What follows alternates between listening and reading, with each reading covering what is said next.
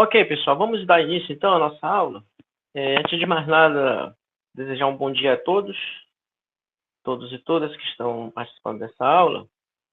Nós somos já 16 conectados, então acho que a gente já pode continuar a aula. Bem, pessoal, eu vi que dos 33 matriculados, 21 apenas enviaram a atividade, né?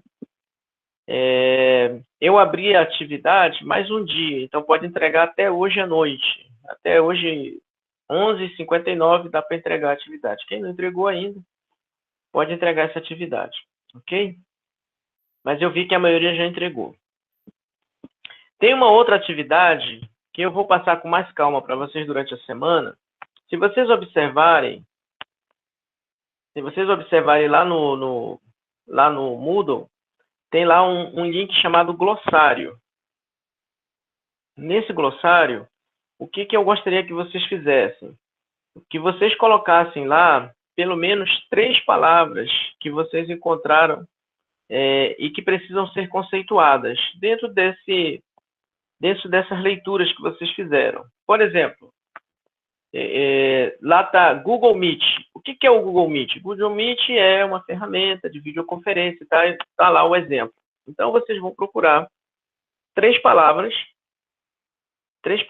que vocês queiram e que possam efetivamente, então, adicionar ao glossário. Isso vai ser interessante porque o glossário todo mundo vai comentar, todo mundo vai ler e vai conhecer outras, vai aumentar o seu leque de possibilidade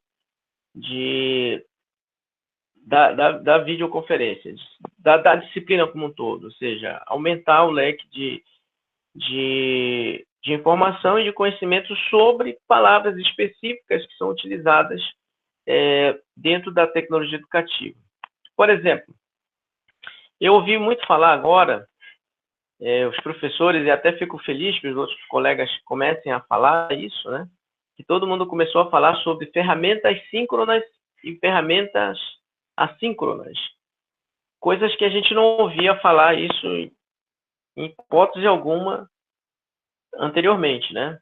E agora a gente consegue ouvir o tempo inteiro os colegas falando sobre isso, né? Então, muito interessante, muito bom que as pessoas começam a utilizar palavras corretas,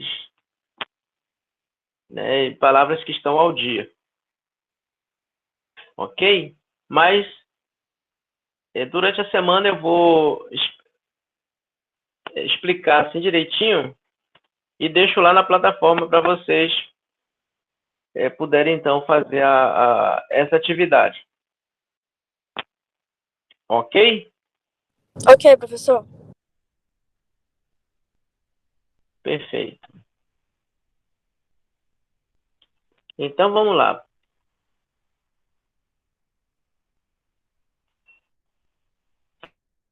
Bem, a nossa matéria de hoje, o nosso conteúdo de hoje, ele vai, digamos assim, ele é o início da nossa atividade final da disciplina, né? Vocês podem me perguntar, professor, já vamos falar do final? É mais ou menos, porque com esse tema a gente vai cobrir algumas unidades que estão entrelaçadas entre elas. Por exemplo, sobre diversidade tecnológica, sobre videoeducação. Então, vários temas que a gente tem na sequência das unidades, ela está aqui dentro, meio que condensada dentro desse tema, né? Então, quando eu falo de recurso didático interativo, eu estou falando de 2 coisas efetivamente. Primeiro, sobre recursos didáticos, o material didático efetivo, o livro, o vídeo, a internet, etc. E interativo é tudo aquilo que efetivamente produz algum tipo de interação. Então, a gente vai estar falando de 2 coisas que se encontram e que têm como objetivo, na verdade, potencializar os processos tanto de ensino quanto de aprendizagem. Ok? Então, para começar,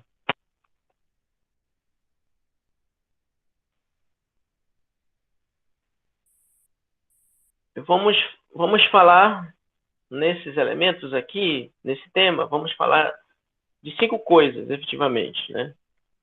Fazer uma pequena introdução, por que material didático interativo, o que eu entendo efetivamente por material didático interativo, e vamos passar por uma parte estrutural, que é o nosso projetozinho que é o nosso projeto do final da disciplina, que é definir temas.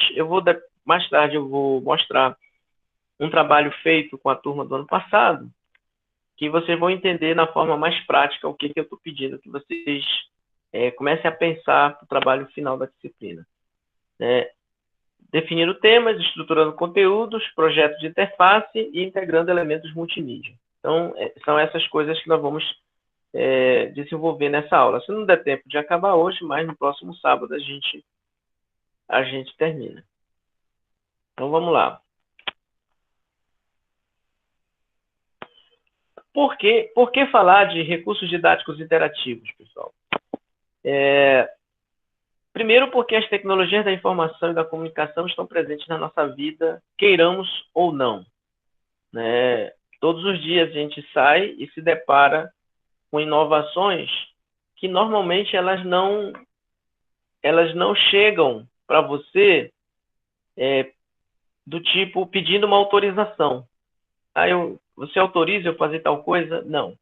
Ela chega, está disponível e você tem que, na verdade, usar. Né?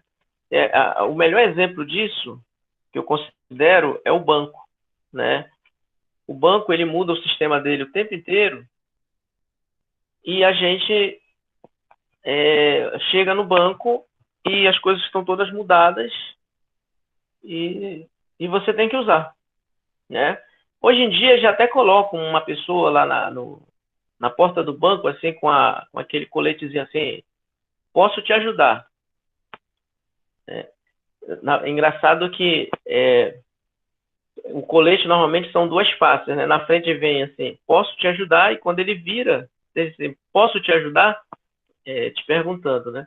Então, as tecnologias, elas chegam e elas não pedem licença, elas não pedem autorização de ninguém, ela simplesmente vai se integrando, e aquilo que antes a gente achava que, eu tenho uma opção de usar ou de não usar, isso aí acabou, né? Hoje as tecnologias, elas chegam e você obrigatoriamente tem que usar. Quantos de nós passou a usar cartão de banco sem nunca ter pedido? Né? Inclusive, um dos maiores golpes hoje na internet com cartões é exatamente isso, que alguém te manda um cartão para tua casa, você não pediu, mas o cartão chegou.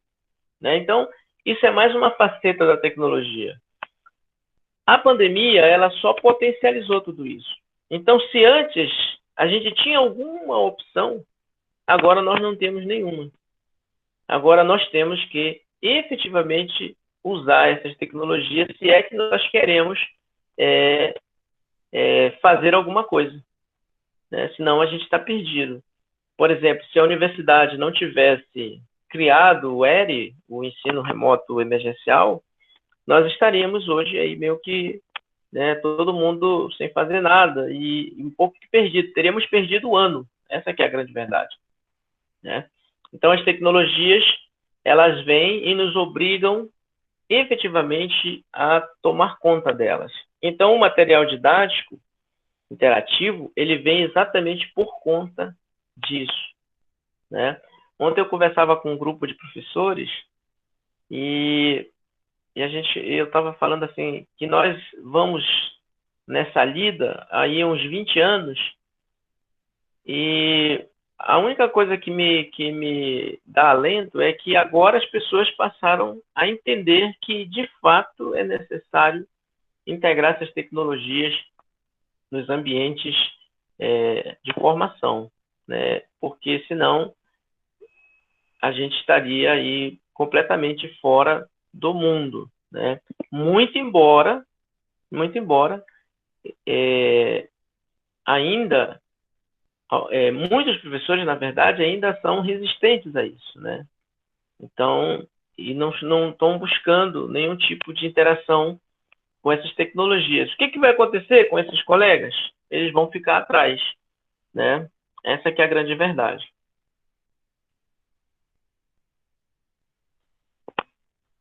Esse aqui é um artigo que eu escrevi em 2018 com duas alunas, com a Dulciane e a Regina, que a gente falava sobre, estávamos falando sobre apps dentro da educação musical, né?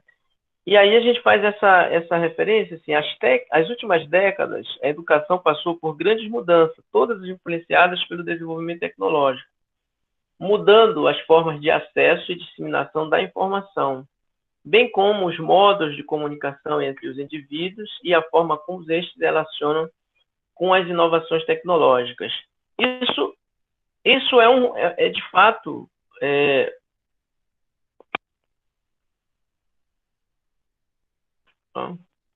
saiu a janela de vocês, pessoal?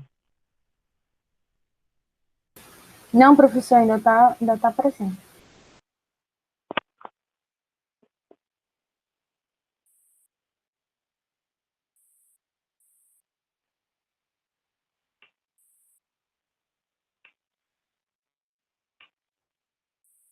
Alô?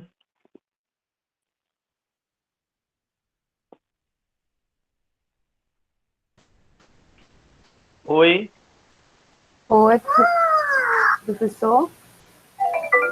Sim? Tá, é que saiu aqui a minha imagem, eu fiquei preocupado. Todo mundo tá me ouvindo, né?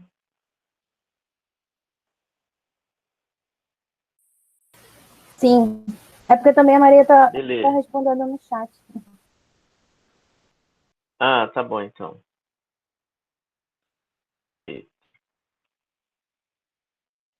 Vamos lá. Então, todo esse desenvolvimento tecnológico, ele está ocorrendo, pessoal, não é de hoje, né? Esse desenvolvimento ele já vem de longas datas. Vocês observaram nas nossas primeiras aulas que a gente falou que desde a Segunda Guerra que a tecnologia educacional ela vem avançando de forma muito acelerada. A partir do final dos anos 90, do século passado, nós tivemos então uma aceleração assim incrível. Eu lembro que em 98 nós fizemos um levantamento quando eu ainda estava no meu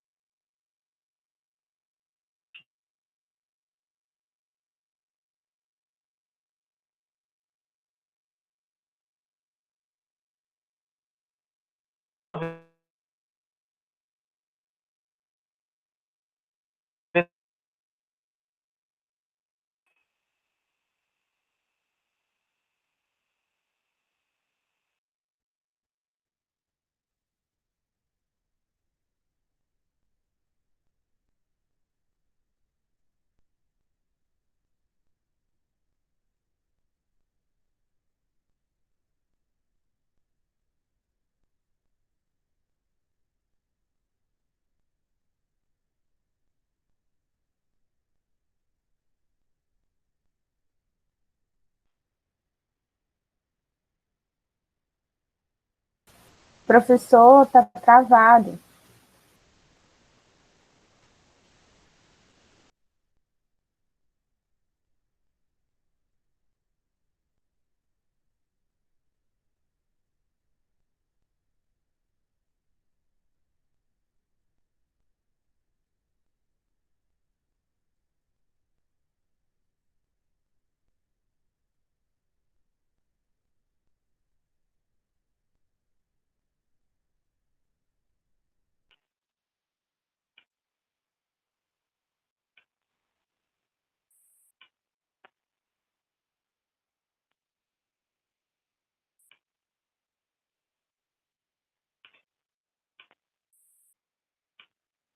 Já, pessoal, estamos de volta. É que alguém me ligou aqui e quando liga, já viu. Aí ele me trava tudo. Alguém ligou porque eu estou usando a internet do celular.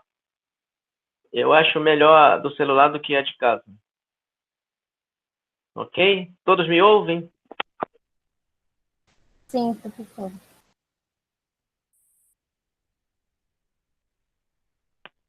Desculpa, foi aqui alguém que me ligou e, e me ligando me trava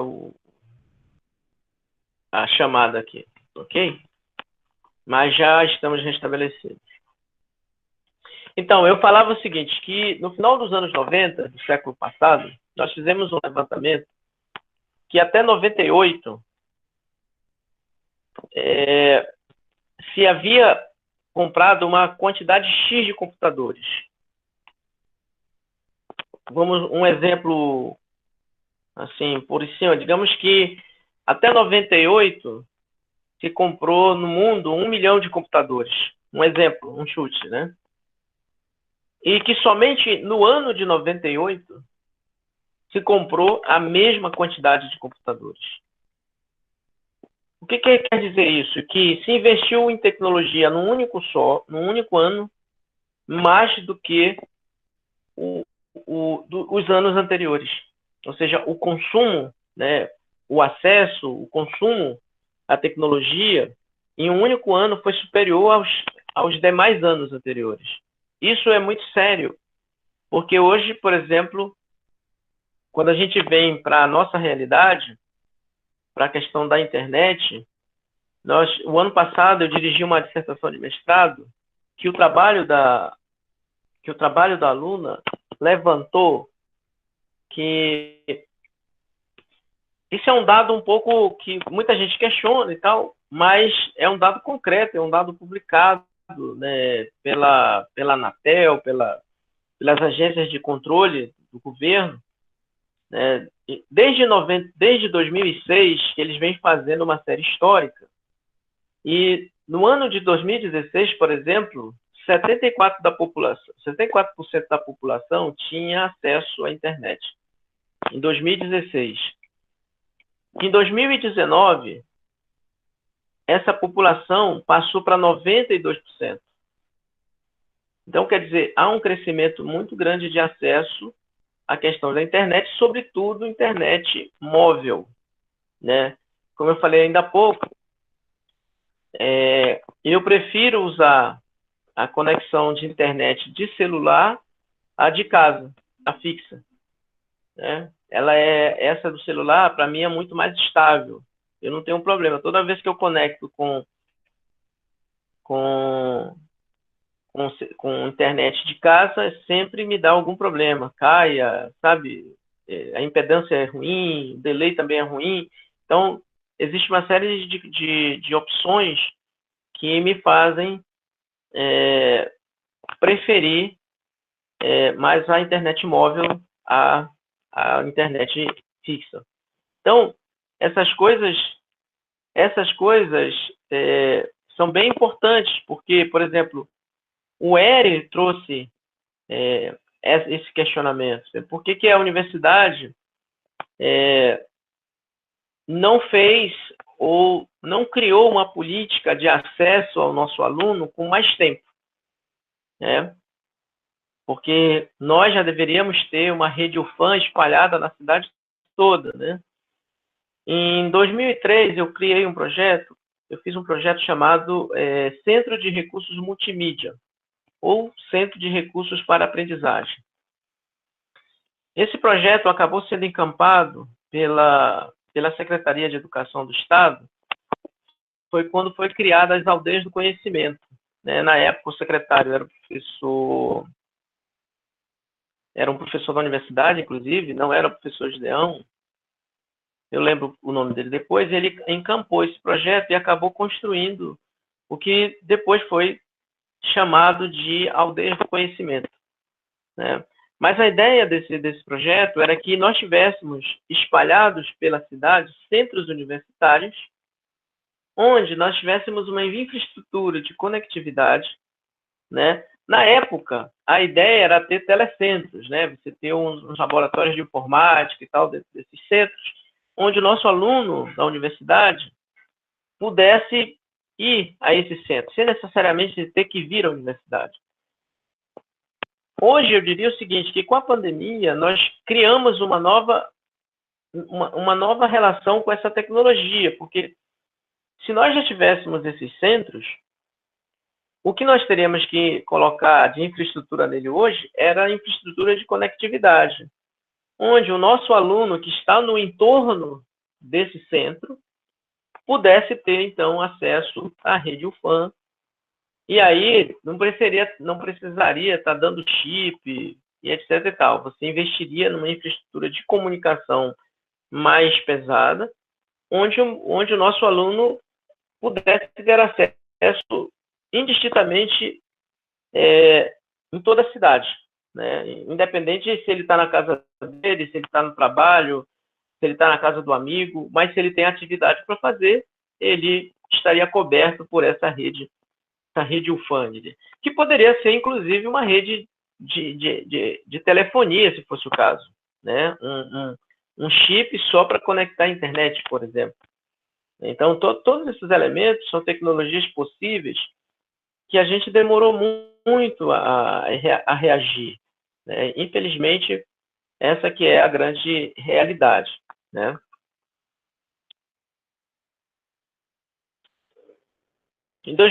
Esse pesquisador, o professor Salinas, ele fala em 99 o seguinte, que as tecnologias para o âmbito da formação fazem com que apareçam novos tipos de usuários alunos. Ou seja, ele não considera o aluno simplesmente aquele que vai à escola, que vai à universidade. Ele, na verdade, ele é um usuário de todo um sistema, né? Ou seja, ele não vai na universidade só porque ele vai assistir aula. Não, existe todo um sistema de gestão de nota, gestão acadêmica, de comunicação, entendeu?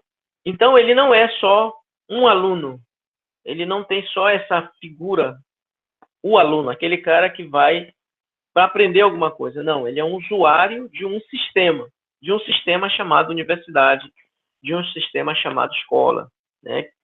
Então, é preciso que se entenda essa mudança de paradigma, que o aluno, ele simplesmente não é um aluno, ele, antes de mais nada, ele é um usuário.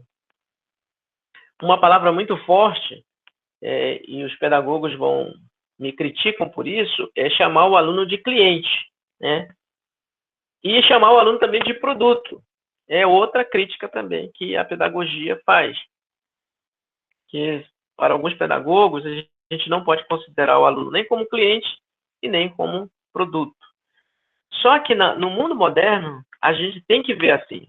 Ou seja, o meu aluno, ele é meu cliente. Então, por ser meu cliente, eu tenho que ter todas as possibilidades que esse meu cliente precisa. Eu tenho que cobrir as necessidades desse meu cliente. E ele é um produto por quê? Porque ele vai para o mercado do trabalho, ele vai para o mundo do trabalho. Então, esse mundo do trabalho tem algumas exigências daquele produto, que é aquele profissional da educação. Ou seja, ele precisa que aquele profissional tenha algumas características que cubram as necessidades desse mercado emergente que surge o tempo inteiro. E nesse sentido, então, esse meu usuário aluno, ele tem uma característica distinta de alunos de outras épocas, né? Porque eles estabelecem uma nova relação com o conhecimento e as práticas e as estratégias que eles utilizam para aprender são distintas. E, mais do que nunca, eles se adaptam a esses contextos que se transformam o tempo inteiro, né? Ou seja, esse é o meu novo aluno. Eu, quando estou falando isso para vocês, pessoal, eu estou aqui na posição de professor, vocês na posição de aluno. Só que daqui a algum tempo, serão vocês que estarão nessa posição de professor. E quem é teu aluno? Então, o teu aluno, ele se adapta, já vai estar adaptado a contextos em transformações. Então, é necessário que a gente entenda, né, que existe essa distinção que esses cenários, tanto de ensino quanto de aprendizagem, eles são diversos, distintos e evoluem de forma bastante rápida e constante. Então, esses elementos tem que levar realmente em consideração. Ok? Alguma pergunta, pessoal? Professor, até agora tá dando certo.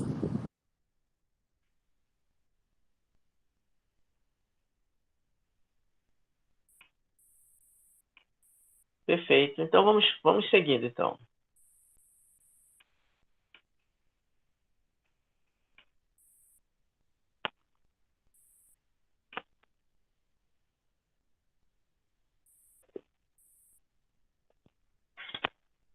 Nesse sentido, então, aparecem os novos papéis de professores e estudantes.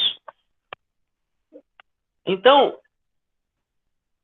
não está centrado mudanças apenas num elemento, digamos, num único papel, né?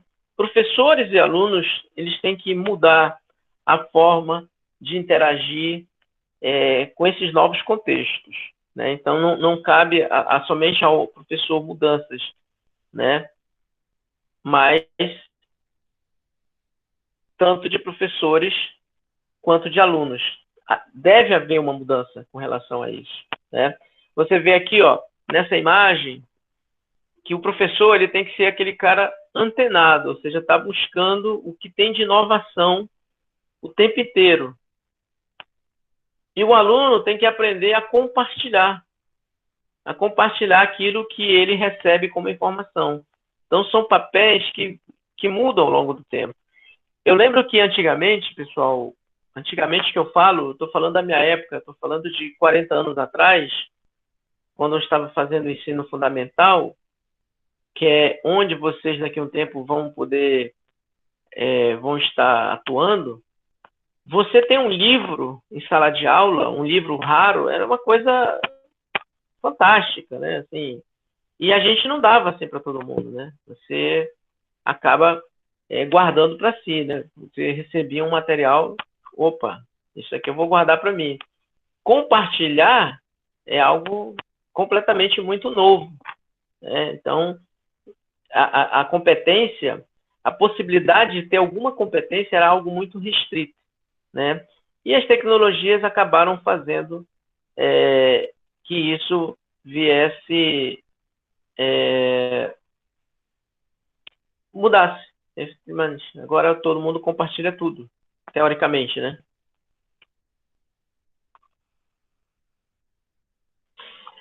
É baseado, então, nesses novos papéis que surge a necessidade de desenvolver recursos didáticos que incorporem elementos multimídia, interatividade e que possam ser integrados em ambientes de aprendizagem mais flexíveis e colaborativos. Devem, portanto, ser planejados de forma sistematizada e requerem conhecimento que vão além da participação, além da aplicação e manipulação das TICs. Ou seja, um recurso didático interativo, ele vai considerar 3 elementos fundamentais. Primeiro, estruturar a comunicação. Ou seja, como é que se dá a comunicação dentro desses ambientes mais flexíveis, mais interativos, pensando naquilo que eu falei lá no início, né, das palavras que hoje estão, assim, todo mundo está falando, né, o que tipo de comunicação eu tenho, é possível desenvolver dentro desses ambientes, como com ferramentas síncronas, com ferramentas assíncronas, etc.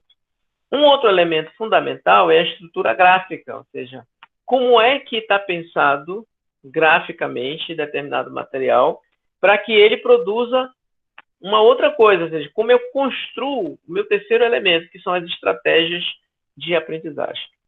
Então, a necessidade de desenvolver recursos didáticos nesse contexto de tecnologia ou de interatividade, ele vai considerar esses 3 elementos. estrutura de comunicação, estrutura gráfica e as estratégias de aprendizagem. Feito isso, eu tenho, então, o meu recurso didático interativo. Do contrário, eu vou ter outra coisa, menos um recurso. Eu posso até ter um recurso didático, ele só não vai ser interativo, né? Então, eu tenho que considerar esses 3 elementos para que, de fato, eu esteja criando recursos didáticos interativos. Essa Guardia é uma pesquisadora espanhola da cidade de Barcelona, que ela fala sobre recurso didático a seguinte coisa, né? O princípio básico que deve permear quando se produz um recurso didático interativo é que este deve potencializar a interatividade, facilitando o acesso não linear à informação, tendo como propósito satisfazer as necessidades individuais, atender à interconexão, permitindo o bidirecionalidade na comunicação, com o propósito de vencer o isolamento, ou seja, não se trata aqui de automatizar o processo de aprendizagem, e sim de fomentar de um modo consequente o trabalho em grupo e colaborativo. Ou seja, é um conceito bem extenso, pessoal, e um conceito bem abrangente, né? Primeiro, ela fala que quando eu potencializo a interatividade, sobretudo, eu tenho que facilitar o acesso não linear à informação. O que significa isso, efetivamente? Ou seja, eu tenho que pensar que o acesso à informação, ela tem que se dar de múltiplas maneiras.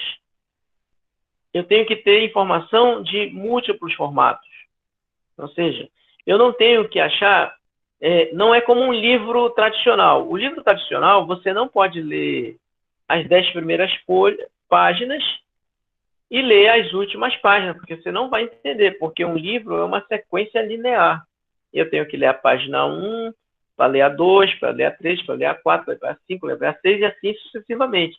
Isso é uma leitura linear. Uma leitura mais interativa, não linear, significa com o conceito de hipertexto. Ou seja, que eu vou trabalhando por conceitos. Eu trabalho um conceito, a partir desse conceito eu tenho palavras que me levam a outros conceitos, que me levam a outros. Ou seja, eu não preciso ler toda uma página sobre determinado assunto para seguir para outro, né? Então, a interatividade ela tem que ter esse aspecto, ou seja, esse acesso não linear à informação. Por quê? Porque eu acho que já devo ter falado aqui, as pessoas elas aprendem diferente, de forma diferente. Elas não aprendem igual, né? Enquanto um aprende, sei lá, com uma leitura rápida, outros têm que ler o mesmo texto 2 vezes, 3 vezes, 10 vezes, né? Mas aprende, entendeu? Porque as necessidades são individuais. A velocidade de aprendizagem também é individual, entendeu? Então, esse tipo de visão é que também veio facilitar a integração das tecnologias, porque as tecnologias, teoricamente, elas conseguem individualizar essas percepções, essas necessidades e conseguem trabalhar de forma individual com cada um aluno que tem que possui suas particularidades. Tem aluno que aprende tão rápido que ele depois não consegue mais ficar em sala, porque ele já superou aquilo, né?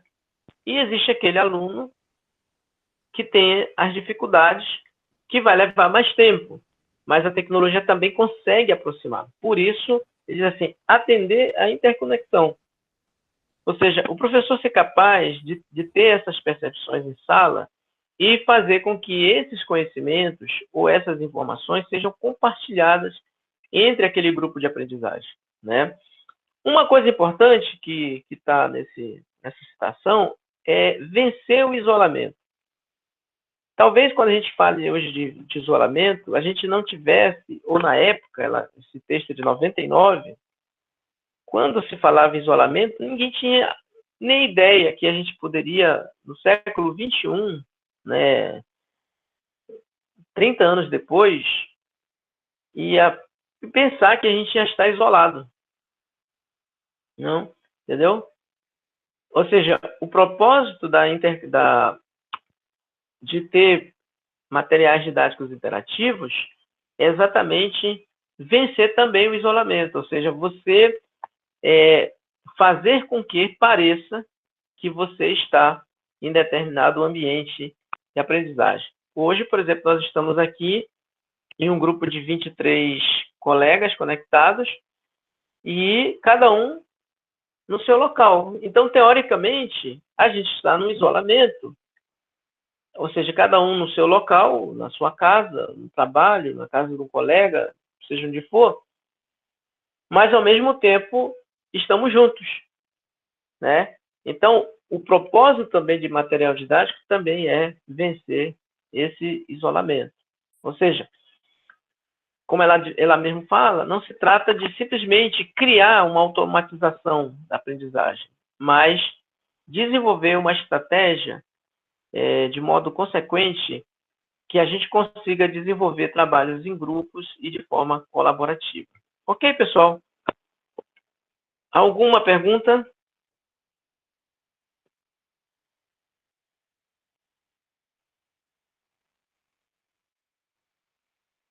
Alguma pergunta, pessoal? Tranquilo. Tranquilo, professor.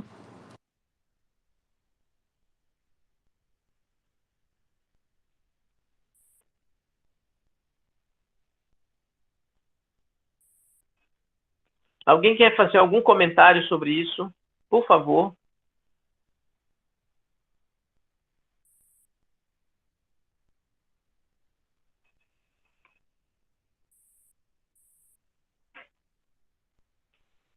Laura, o que você acha disso?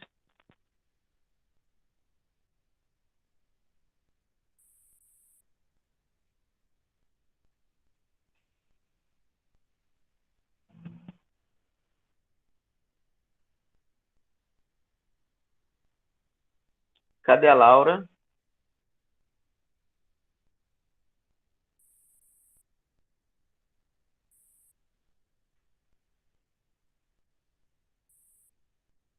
Félix?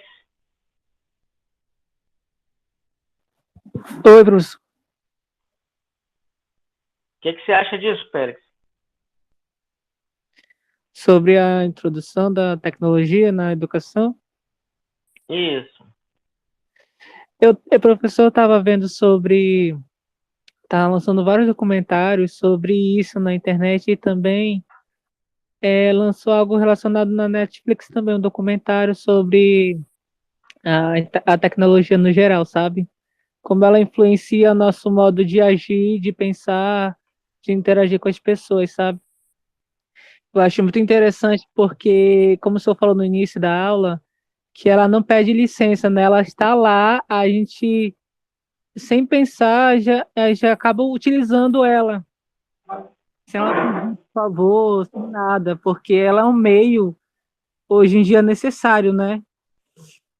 Claro que, às vezes, utilizando para o modo ruim, mas se a gente for bem inteligente, a gente consegue utilizar ela para o lado positivo, né? Para o nosso conhecimento e crescimento. Então, eu acho que a tecnologia ela é muito útil hoje em dia, sim. Dependendo de como a gente vai utilizá-la para o nosso benefício, né? E como ela se tornou importante também pelo meio da comunicação, né? De hoje em dia, com esse afastamento de todo mundo. Então, eu acho ela muito importante. Não sei se vocês já viram isso lá na Netflix sobre esse documentário, mas eu achei muito interessante. E É o Dilema das Redes? Isso mesmo, o Dilema das Redes. Eu ainda não vi, mas eu já salvei pra ver. Sim, é muito interessante. É um pouco perturbador porque abre nossa mente de como a gente utiliza a internet, sabe? De como ela interage com a gente. Uhum. e como isso pode ser prejudicial ou não, dependendo de como a gente utiliza. Então, é, É, tem tudo, relaciona tudo com o que o senhor falou no início, sabe? Sobre isso. Então, essa é a minha opinião. Não sei se todo mundo entendeu. eu entendi. O que eu tenho para falar é que, tipo assim, para mim a internet sempre foi uma rede de apoio, né? Tanto nas redes sociais quanto como pesquisas acadêmicas. E nas pesquisas acadêmicas, o que eu mais utilizava eram os PDFs. Então, assim, sempre teve um material de apoio na internet. O que a gente tinha muito medo era de transferir a sala de aula para a internet. E, para mim, pelo menos, particularmente, tem dado muito certo. Mas eu vejo que tem muita gente com dificuldade de compreensão, que não consegue prestar atenção direito, coisa do tipo. Mas, assim, para mim está sendo super tranquilo esse processo, né? É porque eu já estava acostumada, né? Foi algo bem natural. Então, eu acredito que a internet está aí para ajudar bastante na educação, né? A tecnologia ajudou bastante.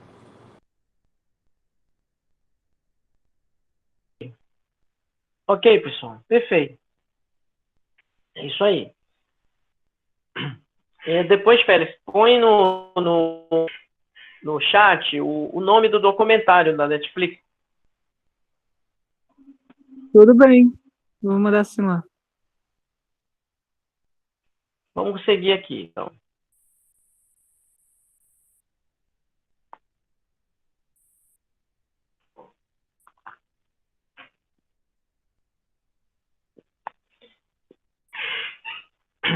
Então, nesse sentido, pessoal, desenvolver recursos didáticos interativos significa disponibilizar materiais que facilitem e potencializem a aprendizagem significativa, adaptada às necessidades reais de cada contexto, respeitando os interesses, tempo e o ritmo de aprendizagem dos estudantes, combinando a aprendizagem individual e em grupo, permitindo ao estudante experimentar, discutir, construir, compartilhar e controlar o seu processo de aprendizagem. Então, digamos, esse é um resumão do que significa desenvolver recursos didáticos interativos.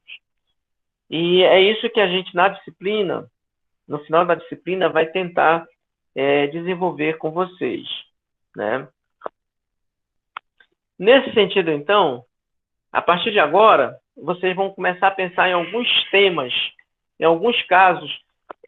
Vocês serão professores de artes visuais, né? De artes, do modo geral, né? Porque a realidade da escola, por mais que na universidade a gente tenha essa configuração de alunos de música, de artes visuais, de teatro, de dança, quando chega na escola, lá na escola pública, e até na escola privada, a realidade é outra. Chegando lá, você é professor de artes, então eles querem que você pinte, pule, dança e cante, né? Essa que é a grande verdade, né? Você tem que fazer de tudo. Você tem que ser ator, tem que ser conselheiro, tem que ser psicólogo, além de professor de arte, entendeu? E dentro das artes, as várias linguagens das artes. Então, infelizmente é assim. Então, de qualquer maneira, as tecnologias também vieram para dar uma flexibilidade, uma flexibilização nessa formação também. Ou seja, porque você, ainda que não seja um professor de dança, mas você tem acesso hoje pela rede inúmeras atividades que combinam artes visuais, artes plásticas, né, pintura, com coreografia, com cenários virtuais e etc. Então, que existe essa interação, essa interconexão que a tecnologia também traz para a questão das disciplinas, ou seja, ou das linguagens artísticas, né? Então, para pensar num trabalho final para vocês, nós vamos começar a fazer algumas coisas, definir algumas coisas nessa apresentação aqui. Se eu quero desenvolver determinado tema, eu quero falar sobre pintura barroca. Entendeu? Se eu vou desenvolver o tema disso, que elementos eu vou ter que considerar para desenvolver esse trabalho? Então, por exemplo, primeira coisa, eu tenho que definir o tema. Então, eu quero falar sobre tal tema, né? Eu tenho que me perguntar algumas coisas. Que conteúdos farão parte do material e como vamos organizar os mesmos? Então, eu vou falar sobre pintura barroca. Sim, mas eu quero falar de pintura barroca sobre o que eu quero fazer? O que eu quero falar sobre pintura barroca? Eu quero falar da técnica, eu quero falar dos autores, eu quero falar das pinturas efetivamente que foram realizadas, quero falar do período histórico, entendeu? Então, que conteúdos farão parte desse material? Como eu vou organizar esses materiais? Eu vou organizar esse material de forma cronológica. Não, eu vou organizar por escola. Escola alemã, escola francesa, escola espanhola. Né? Então, eu tenho que pensar nesses elementos. Como é que eu vou organizar esse conteúdo? Ok? Na sequência, eu tenho que me perguntar: a quem vai esse material? Quem vai ser o usuário desse material? Né? A quem está dirigido esse material? Esse material está dirigido a alunos da primeira à quarta série. Não, esses alunos são para do ensino fundamental do sexto ao nono ano. Não, esse material está feito para o pessoal do ensino médio. Não, esse material é para alunos da universidade. Entendeu? Então, a quem vai dirigir o material? Dependendo de quem é esse público, eu vou ter algumas outras providências que tomar. Né?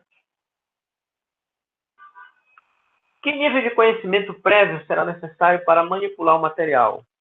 Então, eu preciso que o aluno conheça alguma coisa para poder manipular esse conteúdo, esse material que eu estou desenvolvendo. Então, são coisas que eu tenho que ir, na hora que eu estou construindo o meu projetinho de material didático, eu tenho que estar respondendo. Ok? Todo mundo entendendo, pessoal? Aqui eu estou começando aqui a descrever algumas etapas do projeto de vocês que a gente vai começar a construir de material didático, ok? Todo mundo entendendo? Sim, professor.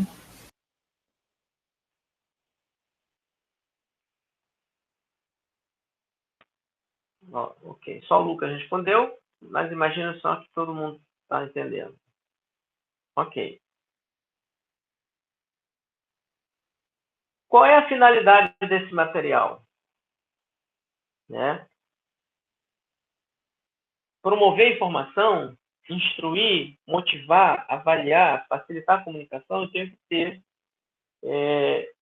alguma finalidade para esse material. Apoio para as aulas presenciais? Não, é material mesmo para o ensino remoto. Então, eu tenho que responder essas perguntas para poder, então.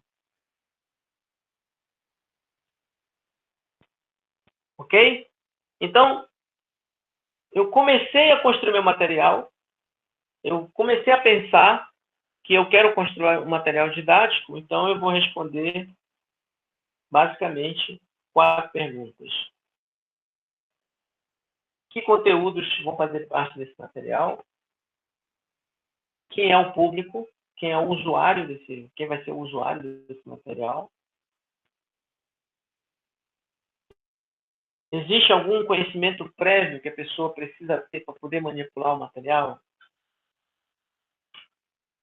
E qual é a finalidade desse material? Se ele vai promover informação, se ele vai instruir, motivar, avaliar, facilitar a comunicação. Então, o que eu quero efetivamente com esse material? Ok? Bem, definidos os temas, então, selecionados os conteúdos, nós vamos passar para uma segunda fase, né? Que é a estruturação do material didático. Essa fase, eu considero uma fase de extrema importância, porque é exatamente aqui que a gente constrói as mensagens. Não adianta só eu selecionar, responder aquelas perguntas, mas não estar preocupado em como eu vou organizar esses conteúdos, como eles serão disponibilizados, né?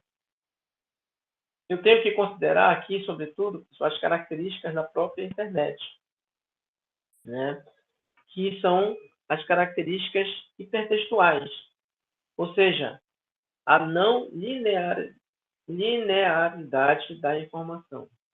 Ou seja, não achar que quando eu estou escrevendo para a internet, eu estou escrevendo como um livro, que eu vou página a página, que eu tenho que ler uma página, que eu tenho que ler a segunda, só posso ler a segunda, se ler a primeira, só posso ler a primeira. Não, eu tenho que ter essa visão que dentro da internet, que dentro das redes, dentro da possibilidade de tecnologia, a informação ela não é linear.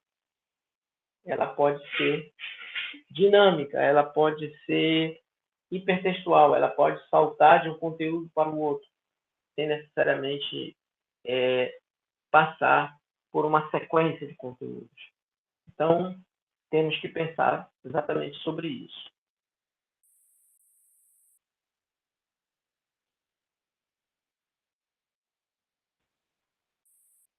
E aqui nós temos alguns padrões de hipertexto, né?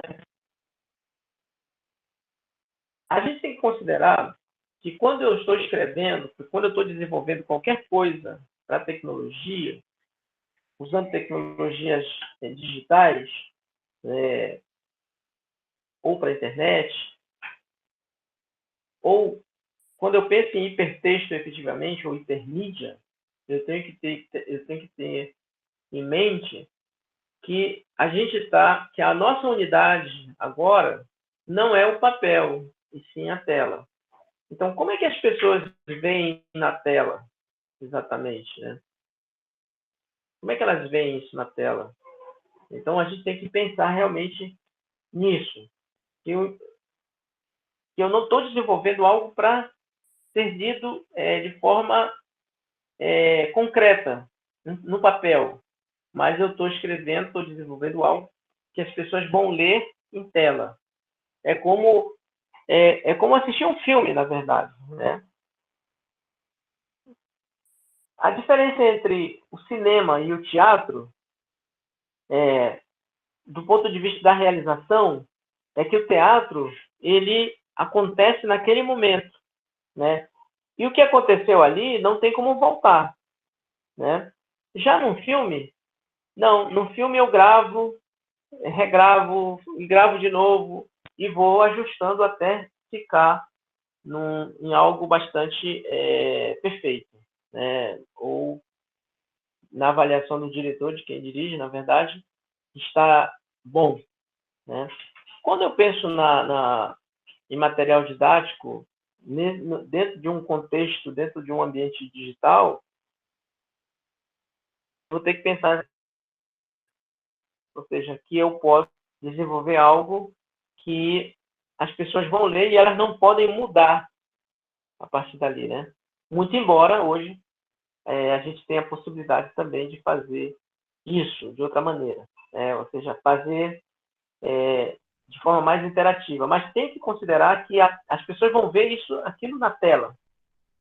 Elas não vão ver aquilo no papel, efetivamente. Ela está sendo desenvolvido para ver em tela, né?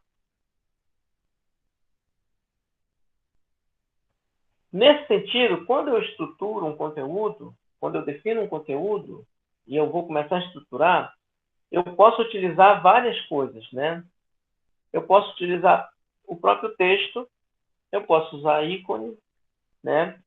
De forma que eu possa comunicar as minhas ideias de forma clara, de forma que cada tela nos dê a informação necessária. Então, por exemplo, nessa imagem que vocês estão vendo, aqui tem uma imagem do celular, certo? Se eu fosse escrever sobre o celular, eu teria que dizer como.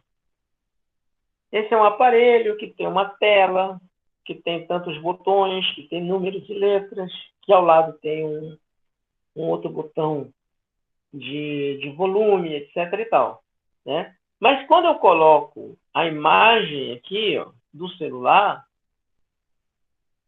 automaticamente eu já associo toda essa informação, né?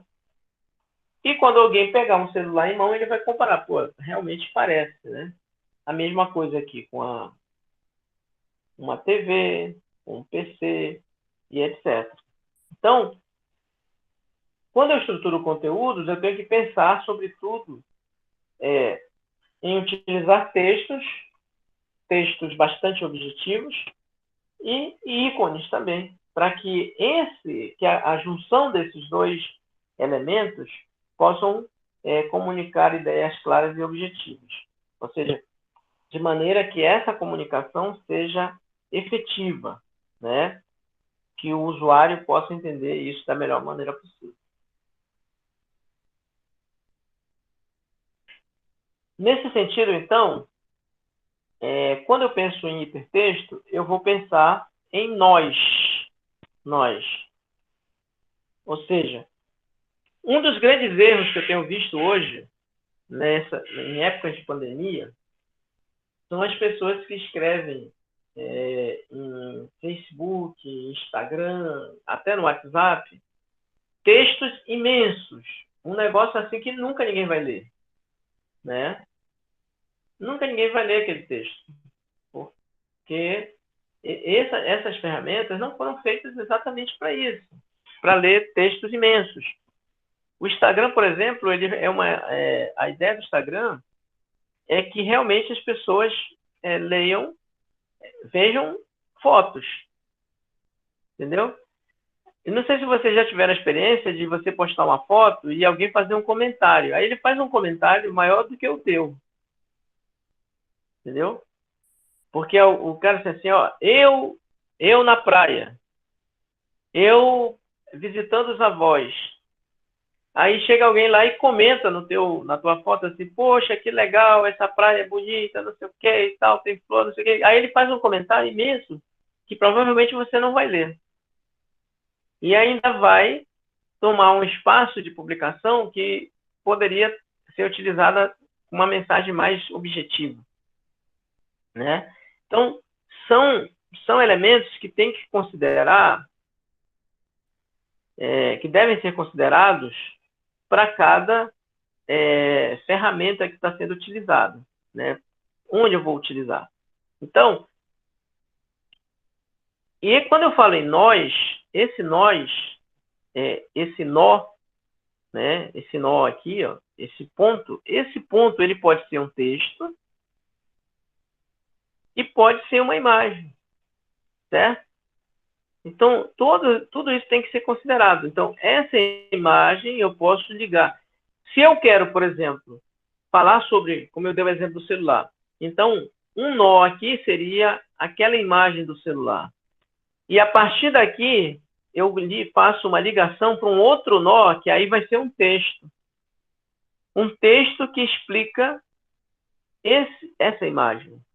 Então, são elementos que devem ser considerados para que a gente possa ir desenvolvendo o material da melhor maneira. A estruturação dos conteúdos significa fazer um tratamento da informação, dividindo-a em pequenas partes ou nós de informação que se conectam entre si e a outros. Ou seja, como eu falei, aqui eu posso ter uma imagem e eu posso fazer uma ligação com textos, ou seja, um texto que explica essa imagem. E essa explicação, esse outro nó, ele tem que ser opcional, porque se eu já entendo essa imagem, aqueles conceitos, eu, teoricamente, não vou ler isso aqui, né? Então, tem que ser... Eu posso aprofundar, por exemplo, a imagem, por exemplo, aqui, quase ninguém sabe, ou quase ninguém usa essa palavra. Todo mundo usa tela, né? Um celular tem uma tela, mas a palavra correta para a tela do celular, ou do computador, ou do tablet, o nome correto é ecrã, né? Mas pouca gente utiliza essa palavra. Então, mas você pode pegar em alguns textos em que os autores vão usar assim, porque o ecrã do celular, diga assim, o ecrã, o que é ecrã? O que será ecrã em celular? E, na verdade, nada mais é do que a tela. Então, são coisas que você pode usar dentro de um material didático para você ir explicando as coisas. Está aparecendo o nosso glossário. Nosso glossário nada mais é do que isso, né?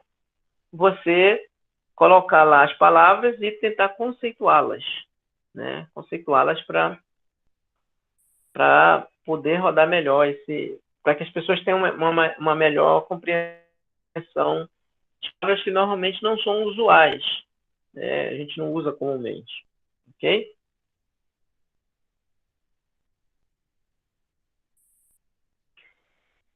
Portanto, a tarefa que devemos considerar neste nível de produção são dividir a informação, lembrando-se de que todos os nós devem fazer sentido em si mesmos e o resto do texto, não deixando nenhum nó isolado ou desconectado, né? Aqui eu tenho um texto, essa imagem explica mais ou menos. Eu tenho um texto principal e dentro desse texto eu passo alguns destaques, né? Outro destaque, outro destaque, outro destaque. Mas eles não são isolados. Eles se conectam com os outros textos e com o texto principal. Posso ser uma imagem também, uma imagem aqui, e a partir dessa imagem eu explico sobre essa imagem. Então, todos esses elementos, ok? O que mais que quando eu defino nós, eu tenho que definir a relação que tem esses nós, ou seja, como é que essa informação se conecta com a outra. Estruturar os conteúdos, então, pessoal, significa definir as relações entre os diferentes nós, ou seja, né, como é que eu distribuo essa informação, definir a conexão ou as conexões e hiperlinks relacionados, ou seja, como é que uma informação de fato se relaciona com outra. E aqui talvez seja uma das decisões mais complicadas que nós temos que fazer quando eu penso em recurso didático. É definir diferentes caminhos, né, para que cada estudante possa escolher o mais apropriado às suas características e necessidades. Aquilo que eu falei, se eu já sei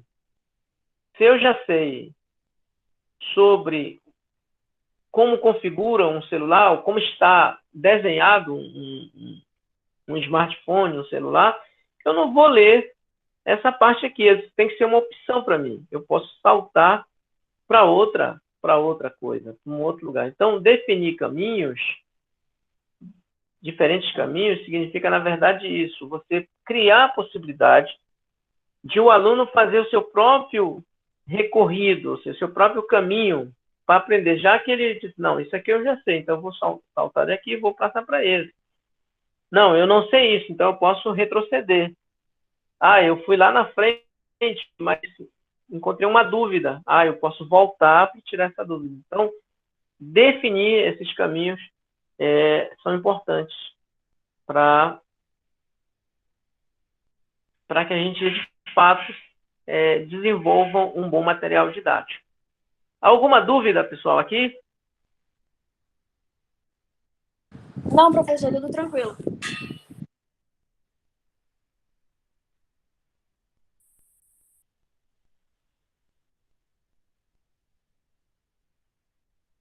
Ok. Parece que não.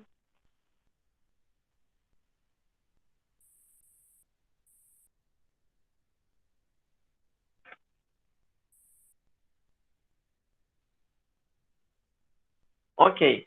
Então é o seguinte, pessoal. Nós vamos parar hoje por aqui, porque na outra aula a gente vai falar, no outro encontro, nós vamos entrar em uma outra definição para ajudar vocês. Não adianta eu colocar isso, já é bastante coisa hoje. Na próxima aula, nós vamos falar sobre integração de elementos multimídia, e aí a gente vai estar falando de áudio, de vídeo, essas coisas todas. Mas eu queria que vocês, a partir de hoje, começassem a pensar exatamente no material didático que a gente possa desenvolver. Onde vai estar disponível os áudios? Os áudios da aula, se diz?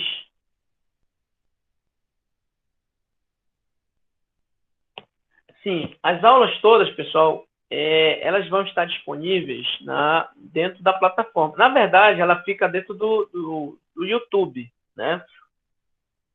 O que eu vou colocar para vocês nesse canal, deixa eu ver se eu abro aqui o canal.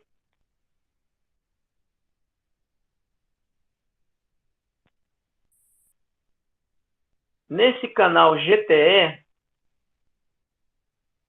deixa eu ver se está aqui. Não, é aqui que está. Vamos lá.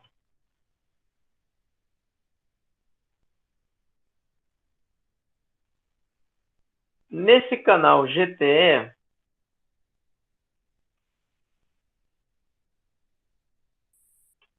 nós temos, todos os vídeos estão postados lá, viu? Vão ser postados lá, na verdade. Então, é bom que eu abra logo aqui, porque pelo menos eu já mostro para vocês.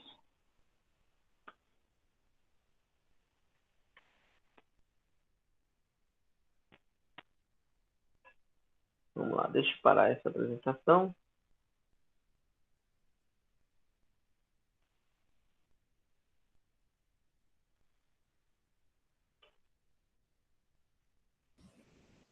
Professor, está me ouvindo? Professor?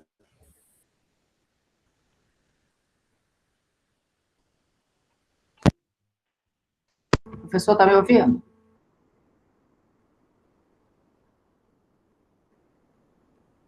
A TV voltou. Mas você tá ouvindo? Professor? Dá um segundo que está lento aqui.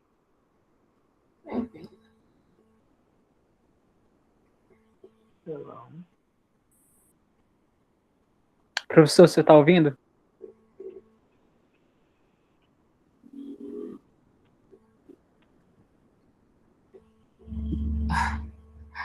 Acho que não.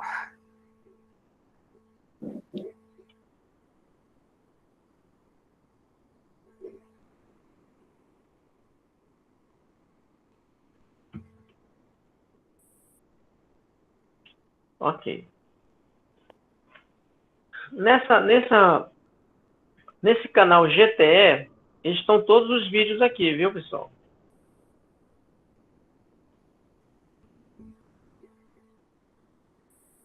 Professor Jackson. Inclusive, o vídeo que vocês deverão postar como atividade, como nossa atividade, eles vão ser postados aqui, tá bom? Então, aqui tem algumas aulas já postadas, né? E o que vocês devem fazer é se inscrever nesse canal e acessar, quem precisar, né? Não vai estar nada no Google Classroom. Eu não estou usando o Google Classroom. Do Google, eu estou usando apenas o Google Meet, ok? É a única coisa que eu estou utilizando do Google. As demais coisas nós estamos utilizando exatamente o Google, o Moodle, ok? Professor, está me ouvindo? Sim, agora sim. Está ouvindo? Sim, sim. Ah, eu estou tentando falar já tem um tempinho já. É porque eu estava falando, você não estava escutando. Teve um quadrinho desse do slide que você mostrou que tinha um desenho que era referente à tecnologia emergente. O que seria isso para a gente utilizar?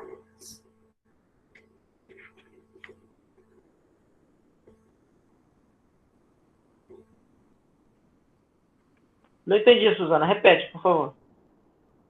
Tinha um quadrinho num dos slides falando do uso da tecnologia emergente.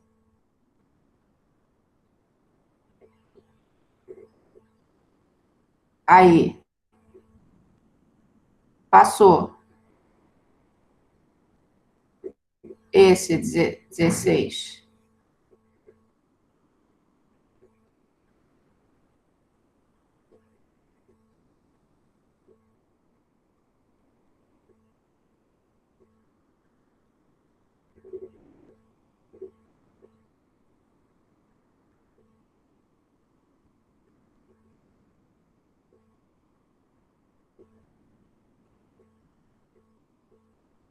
Não estou te ouvindo.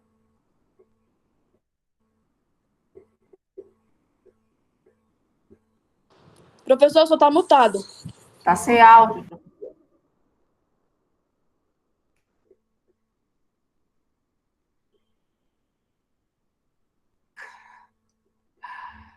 Ele estava falando com ele. Professor, você está mutado. Sem áudio.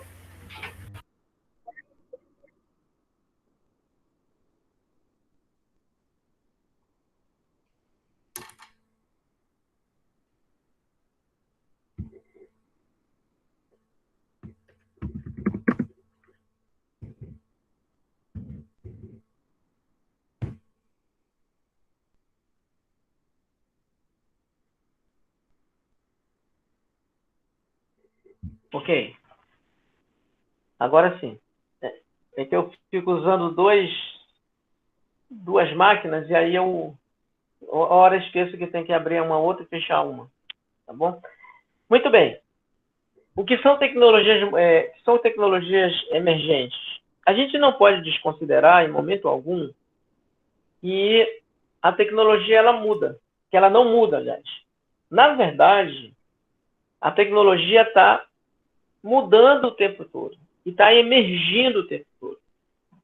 Agora mesmo, antes de eu entrar na aula com vocês, eu estava dando uma pesquisada, porque uma das coisas que me incomoda no Google Meet e no Zoom é o fato de eu ter que usar duas máquinas de apresentação e ter a imagem dos participantes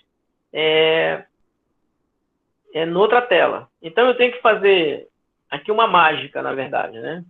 Porque senão, quando eu começo a apresentar, eu não vejo mais quem entra ou sai da sala. Nem consigo ver o chat, nem vejo quem está conectado, nada disso. Não, por isso, então, eu tenho que usar duas máquinas. Eu conecto duas vezes. Aí, numa eu tenho que torná-la muda totalmente, porque senão dá eco, né? E hoje eu estou experimentando outra coisa. Hoje eu estou experimentando com vocês aqui, usando, em vez de usar duas máquinas, usar dois navegadores. Então, eu estou com dois navegadores abertos, um com um usuário, outro com outro. Entendeu? Para ver se a coisa funciona. Já vi que não é uma boa opção também, né? Então, antes disso, eu estava pesquisando e descobri que, por exemplo, o Google Meet, ele conversa com o Skype. Então, mesmo que você não tenha o Google Meet, e você só tem o Skype, você pode entrar via Skype numa chamada do Google Meet, né? Então, são coisas, são tecnologias que vão aparecendo. Ou seja, a videoconferência é um negócio que está em uso, pessoal, há 20 e tantos anos. Eu mesmo faço videoconferência desde 97, quando eu fui para o mestrado. O meu mestrado, em 97, já foi feito, nós já utilizávamos videoconferência no mestrado, né? Em 97 isso, né? Isso há quantos anos atrás? 23 anos atrás, né? Então, a tecnologia, viu, Suzana, tecnologias emergentes, toda e qualquer tecnologia que vai aparecendo, que se agrega, né, a essas ações, sejam elas na vida profissional, sejam elas na escola, sejam elas em casa, né? A gente tem que considerar que o desenvolvimento tecnológico ele é rápido, né, é constante, né, e ele é assim esmagador também, né? Porque ele, como eu falei no início da aula, né, a tecnologia ela não pede licença, ela chega e você acaba usando, né? E os grandes exemplos que a gente tem foi exatamente aquilo que eu dei no início da aula, né? Um banco, ele transforma todo o sistema dele, não te pergunta se você quer. Por exemplo, o Pixel, tá tendo Pix, né? O Pix, ou é Pix, não lembro agora o nome. Acho que é Pix, que vai entrar a partir de novembro. Pix, obrigado. O Pix vai entrar a partir de dezembro agora, de novembro, né? E ele vai transformar completamente a nossa forma de utilizar banco, né? Desde que você esteja desde que você esteja cadastrado para usar o Pix. Então, essas coisas assim, então as tecnologias, elas serão emergentes mesmo, na medida em que eu, de repente, seria interessante eu utilizar, sei lá, um texto PDF. Poxa, mas saiu algo mais recente, que é mais interativo, que é mais dinâmico, então por que não usar então essa tecnologia que está emergindo, né? Então é nesse sentido, viu, Suzana? Entendi, professor. Obrigado. Tá ok? Vamos lá, vamos voltar aqui ao exemplo que eu ia dar para vocês. Bem, esse aqui foi um trabalho desenvolvido por alunos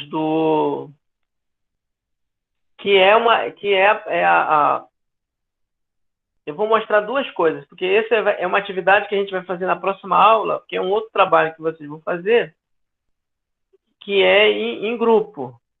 Será em grupo, tá bom? Então, aqui, ó. Esse trabalho, depois quem quiser acessar, só é acessar o canal, que ele está aberto. O canal esse aqui é o Grupo de Tecnologia Educativa, tá?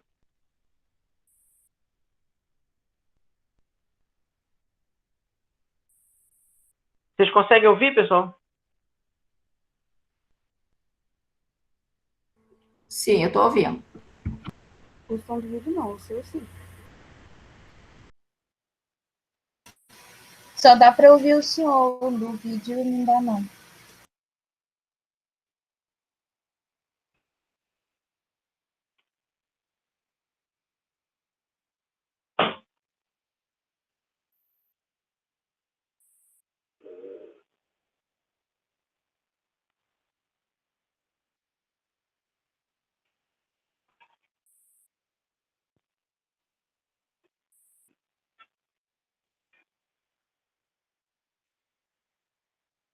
Tá, de todas as maneiras, depois vocês acessam o canal e aí dê uma olhada, porque a base do trabalho é isso aí. Eu vou explicar na próxima aula um softwarezinho, e eu espero que vocês todos, eu diria que todos já acessem. Esse software tem para celular também, viu? Essa aqui é a vantagem. Vocês baixem esse aplicativo, tanto para o smartphone quanto para o computador, chamado Screencast-O-Matic. Vamos ver se eu... Screencast. Vou escrever aqui.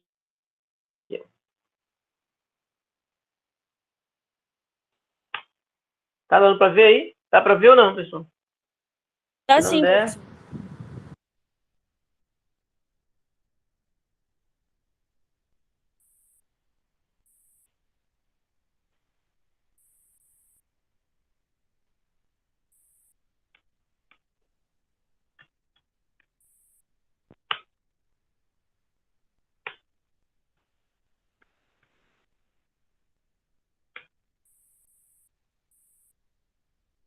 Ok? Esse é o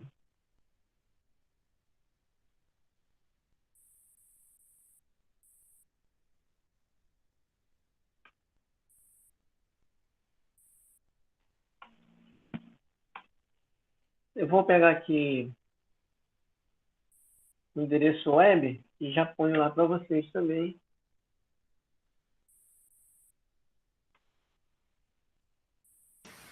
No celular, Mas tem se problema quiser de usar buscar outro aplicativo?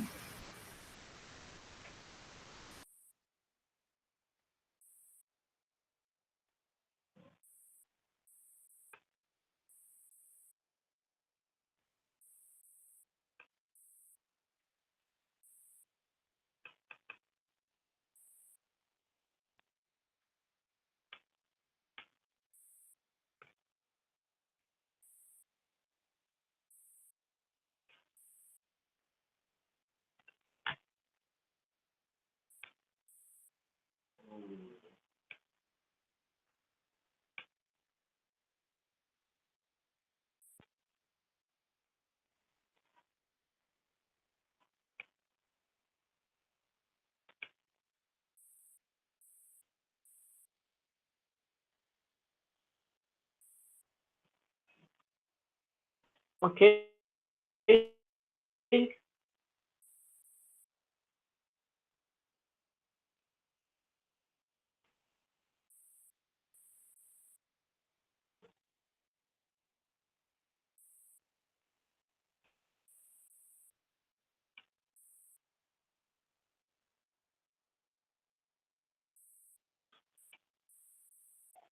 Ok, pessoal? Aí tá. Screencast Cast-O-Matic. Então, entrando nesse link, vocês podem baixar esse aplicativo, porque nós vamos utilizar bastante, a partir de agora, esse aplicativo. Tá?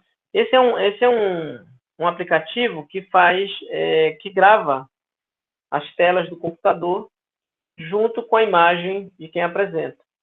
Tá ok? Então, na próxima aula, talvez a gente faça uma parte prática utilizando esse aplicativo. Ok? Alguma dúvida, pessoal? Pode usar outras variações de aplicativo no celular que fazem a mesma função? Vai estar na plataforma um PDF sobre esse início de aula, sobre recursos didáticos interativos. Eu vou abrir, daqui a pouco já vai estar disponível. Quem quiser já pode acessar o PDF, que é um artigo sobre recursos didáticos interativos. Lá vocês vão ter acesso a esse material, tá ok? E essa apresentação daqui a pouco também já ponho lá, já deixo lá ela online para todo mundo.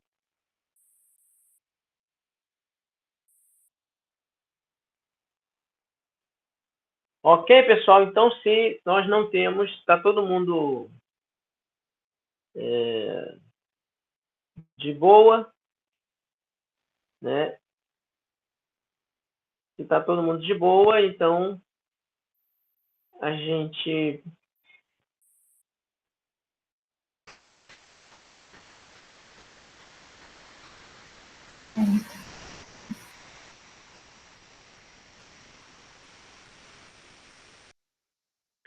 Ok, se está todo mundo esclarecido, então a gente pode encerrar a nossa aula de hoje, né? E dizendo que, na medida do possível, a gente vai colocando as coisas lá na plataforma, né? Eu vou repetir, nós não estamos utilizando o Google Classroom, o Google Class, por uma opção, já que nós já tínhamos essa opção, desculpa, já tínhamos essa opção do uso do Moodle, né? Então, é por isso que a gente não optou usar o Google Class, né? Outros colegas da faculdade estão utilizando a plataforma, mas nós decidimos a não utilização, porque para nós é mais Nós já tínhamos estruturado a disciplina toda nessa plataforma, então seria um outro trabalho a gente ter e reestruturar todo o material lá para o Google Class, né? Além do que, o Moodle, na minha avaliação, ela é bem superior ao Google Class, né? As estratégias utilizadas pelo Moodle são distintas, então são melhores. A outra coisa também é que todos os ambientes virtuais estão sendo implementados, sobretudo na escola pública, eles estão baseados em Moodle, e não no Google Class, né? O Google Class é muito utilizado nas escolas particulares, tipo Século, Lato Sensu, Marta Falcão, é a opção dessas escolas, né? Mas na escola pública, todos eles estão baseados em Moodle. Então é importante que a gente, de alguma maneira, aproxime vocês dessa ferramenta que é mais usual na escola pública também. Mas nada contra o Google Class. O Google Class tem suas vantagens e suas desvantagens, né? Mas, assim, no geral, todas as ferramentas se parecem muito, ok? Alguma dúvida? Ficou alguma dúvida? Nós não vamos passar nenhuma atividade, a única coisa que eu pediria de vocês é que vocês entrem lá no glossário e comecem a acrescentar pelo menos 3 palavras e conceituais, né? Que vocês consigam conceituar, né? Lá, coloca uma palavrinha e conceitua. Coloca um conceito da palavra, para a gente ir crescendo com esse nosso glossário, ok? Bem, pessoal, então por hoje é só. Até a próxima aula. E espero que todos continuem bem e com saúde. Tá bom, professor. Até a próxima aula. Obrigada, professor. Boa semana e ótimo feriado. Igualmente. Boa semana. Tchau.